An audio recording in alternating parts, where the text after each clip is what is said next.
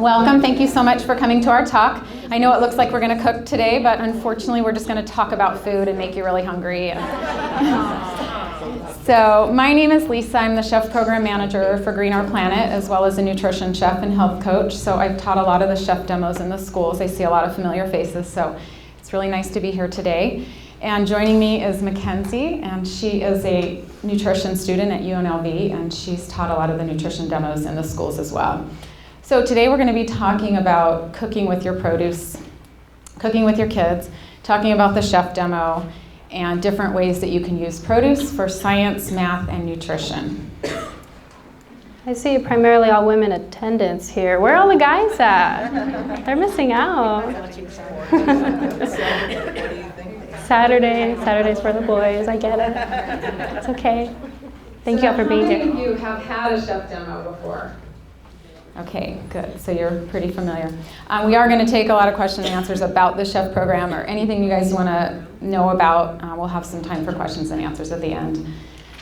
So basically the goal of the chef program is several different goals. To teach kids about different fruits and vegetables. It still surprises me how many kids don't recognize certain common vegetables. We hold up radishes and beets and things like that, and they're still not 100% sure. So just basic recognition of vegetables. And there's some unique ones in your garden too. Chard and kohlrabi and some of those more not so common vegetables. So it's just great for them to know about what different vegetables look like and what they are, and how to make them taste delicious. I always say if they don't like a certain vegetable, there's hundreds of ways to prepare it to make it taste really good, and to experiment with different recipes and to try to find a way to make it taste good. And then the second one is discuss the benefits of healthy eating. I like to ask them what healthy eating means to them. Why should we be eating healthy? Why do our parents beg us to eat our fruits and vegetables? Why is that important? So I love to hear from them what it means to them and really make them realize how important it is to their health. We like to encourage teachers to hold chef demonstrations. How many of you currently have done demonstrations for your students? Oh, that's so wonderful. Good. That's wonderful. You cook for them. Demoing, that is. That's wonderful. Yeah, just showing them different easy ways to prepare the vegetables that you grow. And then the fourth one is to enlighten students about career paths in, when we have the chefs come in from the restaurants, showing them different career paths in culinary and nutrition. So those are the different reasons why we hold chef demonstrations. Thank you, Lisa. So about half of you have mentioned that you've done a chef type demonstration in your classroom before. Lady in the front says maybe not so much a demonstration, but she's at least cooked for her students. So, but just the idea of even exposing food to your students really gives them that new knowledge that they can also apply to outside of the classroom. And so thinking about the types of food that you make, let's try to incorporate that with lesson plans. So we're going to be talking about a few different subjects that you can incorporate with a chef demo yourselves. Make it really simple. So I'm going to be talking about science. So science is a subject one of the primary subjects that you're going to be teaching your students in school. And so one example of science that I'm going to be discussing today is emulsions. Who's familiar with the term emulsions? All right. Who's ever had a dressing, salad dressing or sauce before? Okay, then you've all had an emulsion. Even ice cream is an emulsion. But I'm going to be focusing primarily on dressings and sauces because this is something that we often use in our cooking demos, because if we ever make salads, if we ever make anything that's marinated, so those are going to be really easy to prepare, and I'm going to show you an example towards the end. And so another subject that you can also incorporate with the science aspect is the scientific method. So thinking about the purpose. Why is it important to learn about this? Why is it important to learn about healthy eating or the types of fruits and vegetables or herbs that are growing in your school's garden? research, maybe having your students do any research on the item, what's the background, the history, where it's grown, and also all the different forms that it can be grown and where it can be grown, based on where you're living. Over here in Las Vegas, it's really dry. But we do get a little bit of rain, but as you can see, there's a lot that can be grown in Las Vegas. Also indoors as well, hypothesis. So asking the students, before you prepare something, what do you think it's gonna turn out like? What do you think the color is gonna come out like? Because when we process things, whether we blend it, whether we bake it, whether we cook it, heat it in some way, then you see that color or the texture does change. And it's interesting to make a prediction ahead of time and compare that to the result at the end. And then the experiment, of course, is the fun part, and you can get the students involved as well. And this is a really fun way. Anytime we do cooking demonstrations, we try to ask for a little help from any of the students who would like, whether it's just passing out something, whether it's tossing a salad, anything that can get them involved. Hands-on learning is something that they'll remember very, very well.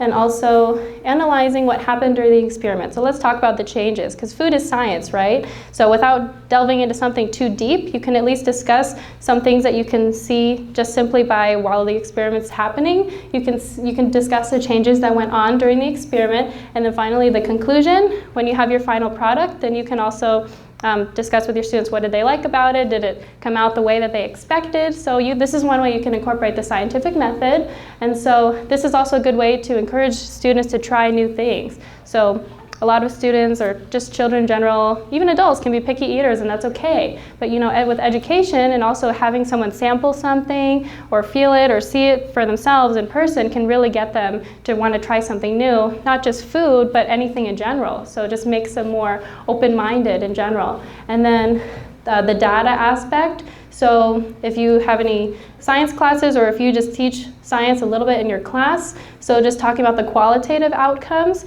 Lisa's going to talk about the quantitative, but here qualitative, so discussing the color, the texture, how it feels, tastes afterwards when you prepare something.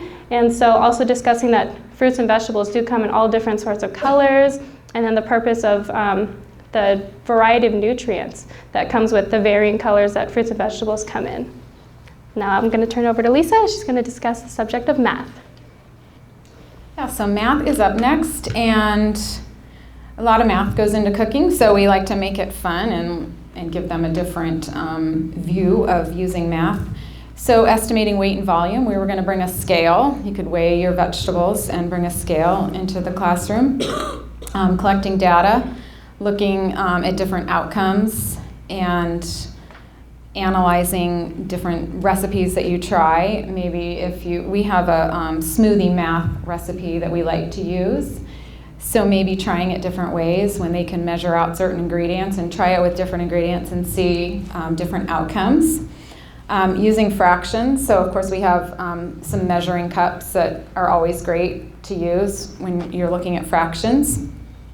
And then our smoothie math is just really simple. It's a basic formula for 1 cup of spinach, 2 cups of coconut water, and 3 cups of fresh fruit. So it's like a 1, 2, 3 system, and it's just a simple little recipe. And then they can experiment a little bit by adding extra boosters with tablespoons, like chia seeds and flax seeds and different other ingredients they can add, and kind of create their own experiments and different blends and making it a little fun. We also have like an apple core that helps with fractions, and a banana slicer as well. So just some extra fun tools to incorporate in that they like to use to make it a little bit more fun. I used to use the egg slicer also. Oh yeah, the egg slicer. Is really And I think they have one for avocado, and so all kinds of fun tools like that make it a little bit more fun. And safer too. The what? Safer too. Yeah, and safer too. All right, and now we'll switch to a little bit of nutrition. We like to say eat the rainbow and incorporate a lot of different colors and teach them the benefits of why we should be eating a lot of different fruits and vegetables in different colors. And you're getting such a great benefit from all the different vitamins and antioxidants and phytonutrients when you eat a lot of different colors. So antioxidants, who knows what an antioxidant is? Anybody? In the back? Yes. I didn't know you wanted me to. That's okay. But I'm glad you know what it is. So antioxidants. Soluble vitamins. There you go. Yes, provides a lot of vitamins. So antioxidants, we like to call our superheroes. It's a good way to get kids to remember that they help fight any of the bad guys in our bodies. So they're really found in a lot of fruits and vegetables that we eat. So incorporating that as well. And so also sources of fiber, carbohydrates. So complex carbohydrates are found in lots of fruits and vegetables as well. These are the good sugars because these are natural. And so having good sources of these and incorporating them too in your cooking demos. And so fiber is really important because it's good for our tummies, it's good for going to the bathroom. And so multitude of sources of these are found in your school's garden. And so don't be afraid to mix and match up all of these together because they can taste really delicious, fruit and vegetables alike. Yeah, and then different sources of protein. We have a recipe that we brought today for black bean salsa, so using black beans as your protein and just teaching them about different sources of protein, plant-based proteins that you can incorporate. And healthy fats. So someone mentioned avocados. Who likes avocados?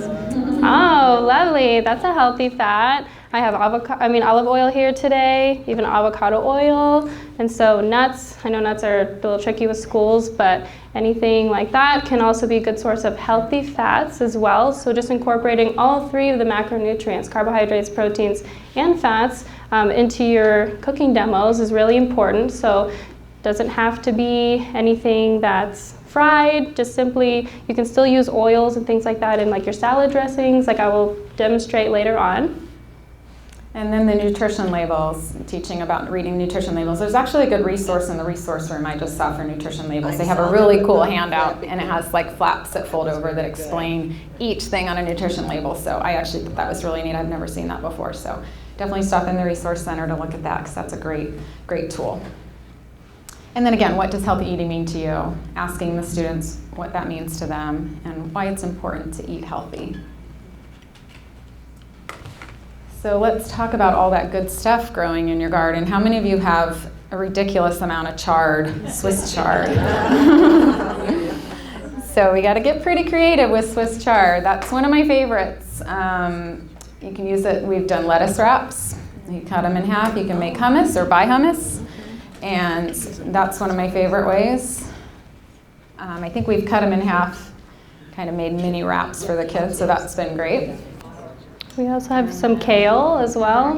Anybody like kale? Yeah? You don't have to eat it by itself. You definitely want to make everything tasty, so there's endless ways you can incorporate kale. Put it in a smoothie, just chopping it up in really small pieces, sprinkle it over some rice or salad, anything like that. Put it in a smoothie, and then something else we also like if we have the access to an oven, kale chips as well. Yeah, kale chips is very good too, so they can make a really good healthy alternative to a crunchy snack. Yeah, and then eggplant. I love to make ratatouille, so if you have access to making something warm, then you can make ratatouille. It's a really great option. Baba ganoush, just like a creamy dip. Eggplant carbonara. That's pretty. You still have to roast the eggplant. Eggplant's probably the most challenging one to eat raw. So you usually have to cook eggplant. We've tried eggplant smoothies. Just kind of blends up, but it's just, yeah, you really want to cook the eggplant. So I haven't really found a lot of good raw recipes for eggplant. All right, with mustard greens. Okay, who's familiar with mustard greens? Some of us, great, okay. So again, if you have a heat source, it's great in a stir fry, it's great in a soup. It is kind of spicy if you eat it alone, but it can be more mild when it's cooked. But it can also make a great salad. You can also substitute any of the herbs in a pesto, blend some mustard greens in there as well. And so even just making a salad and put a nice tangy dressing to kind of offset the spiciness. So that is also another good way too. And then radishes, Lisa. Yeah, radishes. Everybody has radishes, and I end up with a lot of extra radishes. So radishes make great dipping chips, so just cut them in like coin shapes, and you can just make a dip or bring a dip in, and they can just dip the coins. And then a radish salsa. You just chop it up really small with carrots and herbs and maybe just some lemon juice, keeping it real simple as a salsa. Stuffed slices with larger radishes. You could use a mandolin to slice them really thin. I just actually got a mandolin, so I've been loving the mandolin for the radishes. Just got a mandolin. Cut it really, yeah, It's like really the oldest thin. tool in the Yeah, kitchen. it's been a great to have a mandolin. And then I was using a food processor to cut them, but they cut really thin in the mandolin. And then pickled radishes. Yeah, radishes, since they're kind of spicy too when they're raw, definitely want to keep slices either small or really thin. So yeah, like Lisa said, using a mandolin to cut any of your veggies really, really thin. They can make good chips. Or if you have a larger radish, like watermelon radishes, like you see in the picture over here, use them as a wrap, stuff them with something, would be very good as well. And then fresh herbs. Yes. How to pickle the radishes, great question. I will address that in just a couple of minutes, but I'm not going to forget your question. Thank you, thank you. All right, and then of course all the fresh herbs, mint that grows wild, and parsley and cilantro. Find a lot of herbs in the garden, so it's wonderful.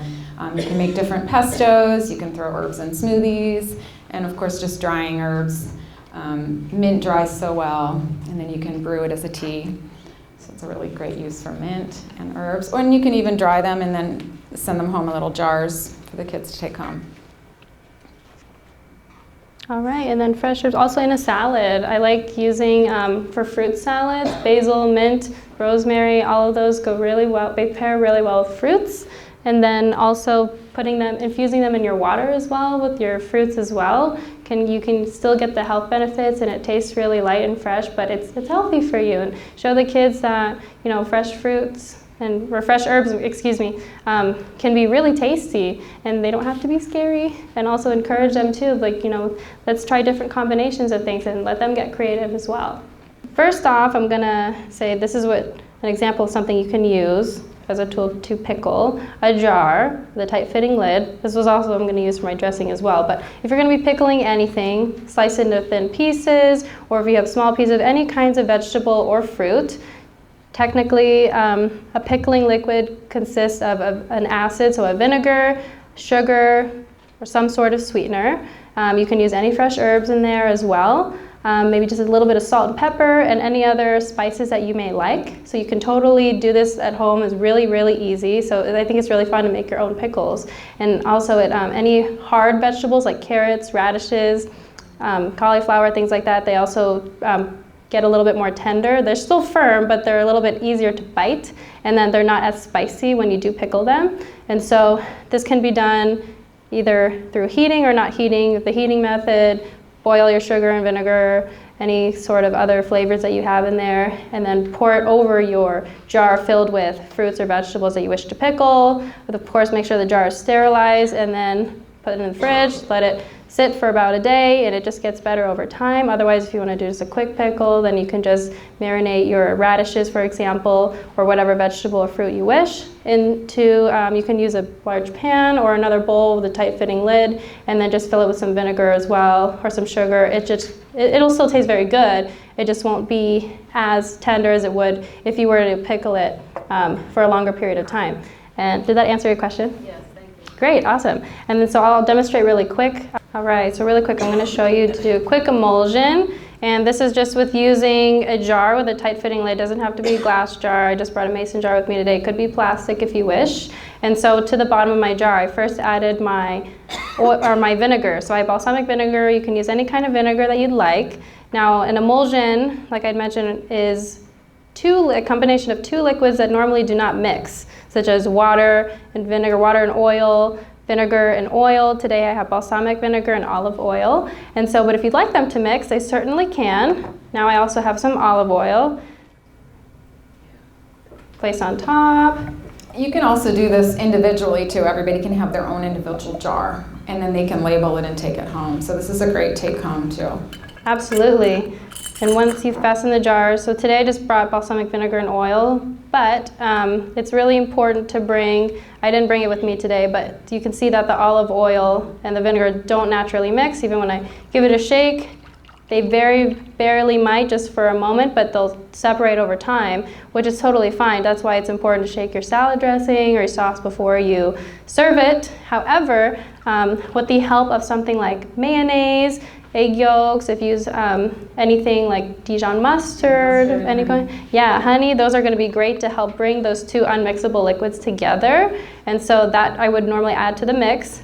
Give it a good shake. So this is something that doesn't even require any other tool, doesn't require anything electrical. You simply just shake it really well in a jar. And it also equally makes as a great storage. So if you don't use the whole entire dressing, you can just store it just like this in the fridge afterwards. So it's great just like that. And then we also have a couple recipes later towards the end. I put a couple emulsion dressing recipes there as well.